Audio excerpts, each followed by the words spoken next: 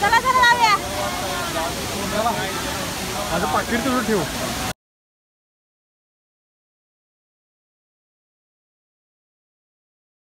Hello everyone, आता आम्ही जरा धबधब्याला, धबधबा हा सावडा धबधबा आहे. सावडा धबधबा आहे. अशा प्रकारे कणकवली या ठिकाणी आलेलो आहोत. कणकवलीपासून 14 किलोमीटर अंतरावर धबधबा आहे आपला.